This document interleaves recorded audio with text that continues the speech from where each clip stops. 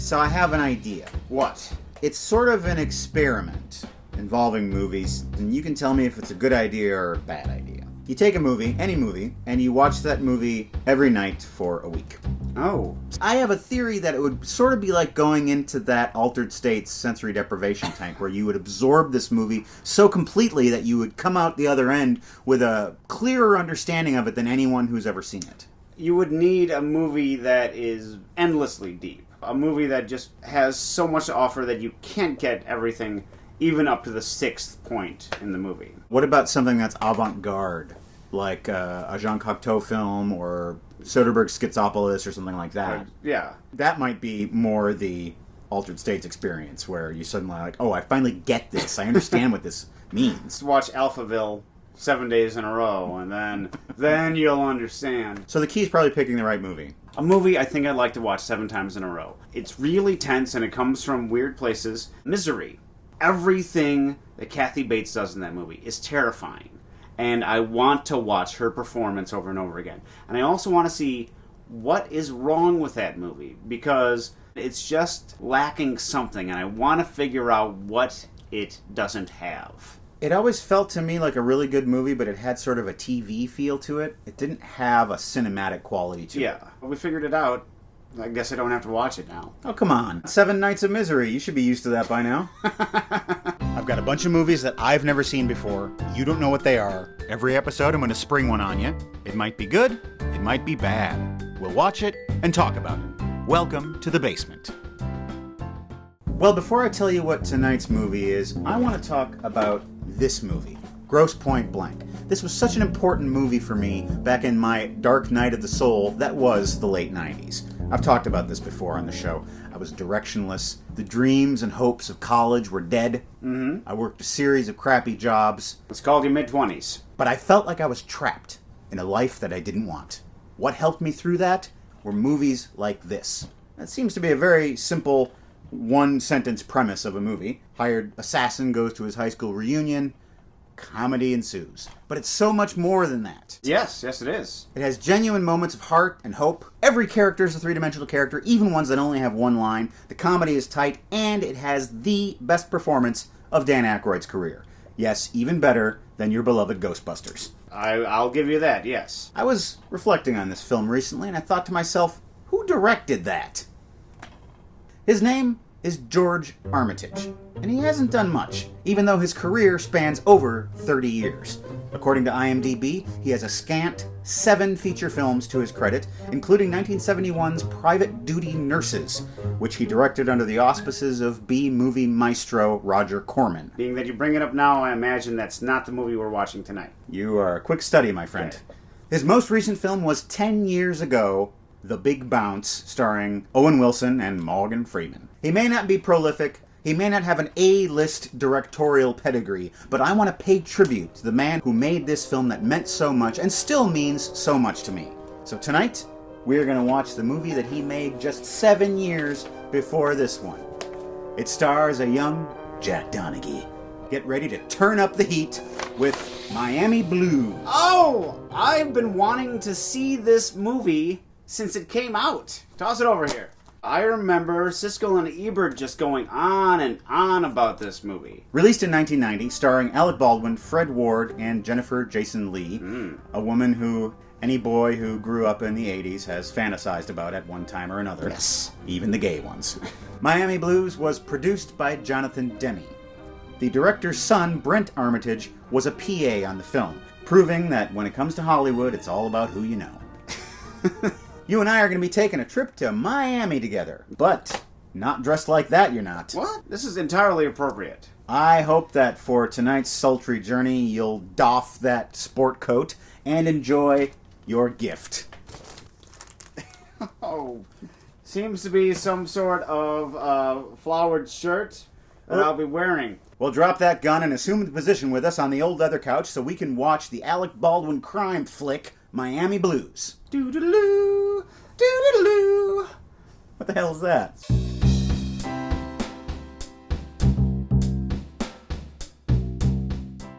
This is a good look for you. You look like a bored professor. Spirit in the sky. A man arrives at Miami International Airport under the assumed name of Herman Gottlieb. He promptly steals a suitcase and breaks the finger of a Hare Krishna. Gonna have a friend in Krishna. Herman then checks into his swanky hotel, where he meets Susie, a prostitute who he has hired.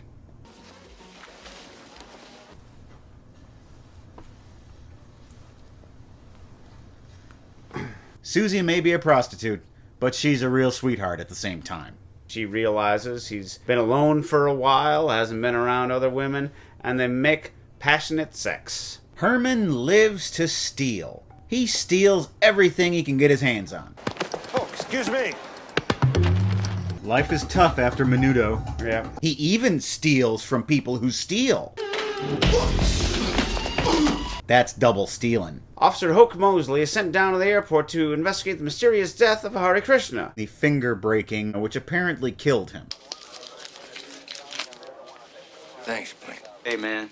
The blind black informant or helper is a trope of cop movies of this era. Herman and Susie meet for lunch, decide to get married, and then go back to her place to work on her poetry assignment. She's a college student. While she's bathing, he decides to rob the neighbors because that's what he does. He gets all this stuff. He gets coins, he gets a gun. Hope she doesn't get hungry for Hot Pockets. And everything's cool. Everything's going to be fine. They're going to have pork chops for dinner. But who shows up? What the hell was that, man? Hoke Mosley. Bet you're Herman Gottlieb. And he kind of feels him out to see if he's the guy who did the deed at the airport. Sergeant Mosley is missing half of his teeth, and he's not very modest about this fact. Pork chops coming up. They have a pork chop dinner. Mosley, being something of a detective, figures out that Gottlieb's been in prison. Sergeant Mosley drinks all the beer and then goes home. Mosley doesn't live much of a good life. He's got this flop house and he takes his teeth out all the time, puts it in his drink. Herman doesn't like this cop snooping around, so he goes to Mosley's place and beats the crap out of him. Steals his gun and his badge. Steal the teeth, come on. And his teeth. That a boy. Herman immediately starts to impersonate Sergeant Mosley. He robs drug dealers. He shakes down a pimp. He foils a restaurant robbery. Stop, or I'll shoot! I'm gonna call an ambulance now on the radio in my police car. Yeah, I'll be right back. He pretends to be a cop, and he has a great time doing it. During all this, Herman and Susie try to settle down and have a normal life. Finally, he can afford this house in Coral Gables. They move in. They're living in domestic tranquility. But Herman's pretty intense and twitchy, and so that makes things difficult at times. Do you know any married people today? They're a team. Like Batman and wife. Mosley's recovering in the hospital. He gets a new temporary set of teeth. Hello, handsome. His partner comes by and tells him that he found his handcuffs and they've got Herman Gottlieb's fingerprints on him. And they discover that Herman Gottlieb's real name is Frederick Fringer Jr., a small-time hood who's done some time in a joint. Okay, I'm gonna find this guy. This guy's my case now. Later, Sanchez. Hoke Mosley. I'm kind of a big deal around here. I get beat up and duped a lot. He's got my old badge, Sanchez. He's running around playing cop, assaulting and beating people. And that's my job. Frederick continues to impersonate Sergeant Mosley one night in a convenience store when a twitchy meth head tries to rob it. He tries to stop the robbery using the only thing he has on hand. Police! It works kind of okay, but he ends up getting a little bit injured when he gets hit by a wall and a pickup truck. Whoa! Who gets his face beat up. Where is the whipping cream? We're out. And he limps home. I want you to sew my eyebrow back on. Okay? Come on, for better, for worse, for richer, for poorer, for eyebrowed and eyebrowless. Their landlady is able to help out. Here. It's Gin Jr. Gin Jr. Gin for kids. Granny loves it too. Scissors. Now for the collagen implants in the lips. They'll give you nice full pouty lips. Things are now a little tense between Susie and Frederick. She doesn't like all this illegal shenanigans and she wants him to go straight for real. Frederick is moody. We don't know what's going to happen. But you know what could solve this? A little bit of vinegar pie, which is apparently a thing. The next day, Susie goes out for groceries. And she runs into Sergeant Mosley, who tells her a thing or two about her boyfriend. His real name, his criminal past, etc. You ever made vinegar pie? And they exchange recipes. This is the key.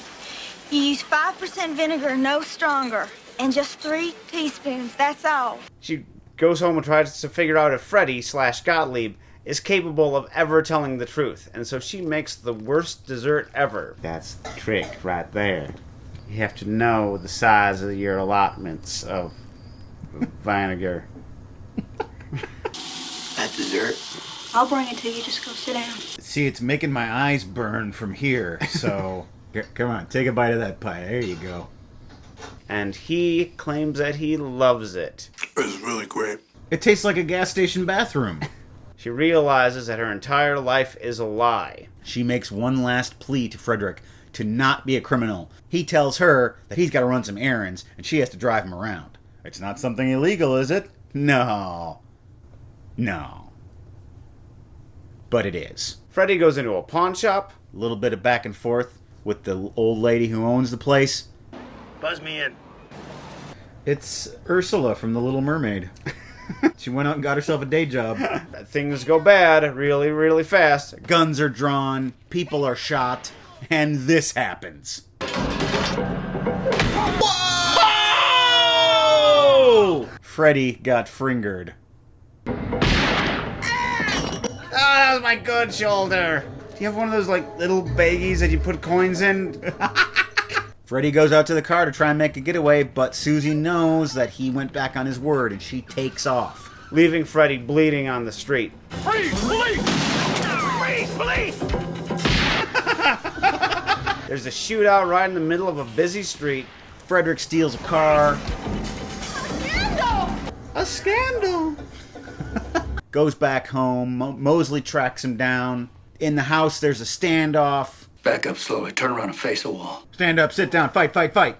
And Freddy ends up dead. Thus cracks a noble heart. Susie comes home, sees her fallen lover. She's kind of sad, but probably also relieved. And Sergeant Mosley gets his old friends back. See you later, Vinegar Pie. See you later, pork chops. When I go to rob the pawn shop, gonna get my 3 fingers chopped. Then Sergeant Mosley makes me die. Wish I had some vinegar pie. We seem pretty peppy after having those blues. Well, those blues feel pretty good. Yeah. Why does anyone live in Miami? It's obviously a place where people go to die. Not the old people. I mean just anyone around on the street. So before the cameras were rolling, you said to me that you would like to see this again now that you know what it really is. Enlighten us as to what this movie really is. Well, it's a tonally awkward movie so that when you first see it, you don't know, is it supposed to be funny? What is the movie? And I still have trouble pegging it. It reminds me a lot of True Romance. Mm-hmm. It's got that same sort of just bizarreness. Yeah. But a movie that it really reminds me of is Badlands. Similar relationship between the romantic leads. And it's similar because we don't know anything about Fringer's background. We know he did some time in jail, but that's it. We don't know anything about him, so we don't know where he's going to go. Yeah. We don't know when he's going to snap. If his craziness is an act, or if it's genuine craziness. And I still don't know. How smart was he? Or how stupid was he? Yeah. Alec Baldwin's doing this kind of meathead thing, and it's really different than anything else he's done. But he plays dumb really well. Yeah. There's a lot of shots in this movie of him thinking. He's a very good thinker for the screen. I think you're never meant to know who this guy is in the end. He's just this... He's an agent of chaos Right. going through the world. And chaos finally gets the better of him. Well, and also, his relationship with Susie is strange, because he's obviously ripping her off. He gets her to cash out her investments or whatever. But he stays with her, and he seems to make a sincere attempt to carve out some sort of domestic life with her. The exact life that she wants, to the point where he buys her a picket fence, and she puts it in and he watches. I've done it. So where does the con begin, and where does it end? Do you think Freddy wanted domestic life too? Well, that's the thing. We don't know what Freddy wants. We don't see inside his head. We just see outside of his face. When he goes to the pawn shop to sell the coins or to rob the pawn shop or whatever, what is he doing in the pawn shop? He shows her the coins, he says he's a cop, then he takes the coins back and... Yeah, he doesn't know himself. My problem is that I can have everything and anything that I want, but I don't know what I want. I'm like Camus the Stranger, but with a tan. The three lead characters in this movie, I've never seen anything like them before. Fred Ward, have you ever seen a cop this pathetic? Yeah. Where he'd not only live in this grubby lifestyle, but he loses everything that makes him a cop. And he's not a good cop to begin with. No. I mean, that first scene, he's sort of a dope. Yeah. He takes his teeth out and puts them on the table to get free pork chops. Exchanging recipes. I mean, cops don't do that. No, they don't. But it's a major plot point in the movie. Vinegar pie is a key thing. There is one cliche character in this movie, and I think you know who I'm talking about. It was cold, man. Ice cold. Could he be a little bit more black or blind? Do we want him to be more black or blind? I can't decide. He's more blind. That is a super cliche. You know, you can't be perfect. This movie shares one striking similar detail with another movie from this era, that is Midnight Run. Robert De Niro also impersonates a cop. That cop is also named Mosley. Is it?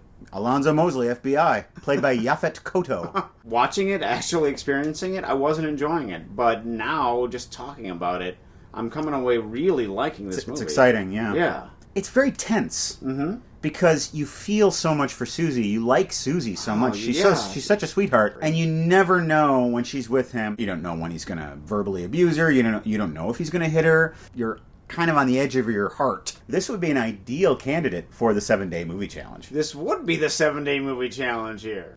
You could start it today. I'm not going to do this, Like, Matt. you can't skip it. I'm not going to do this. Come on. Come on. Why don't you? I'm not going to do that. What are you, crazy?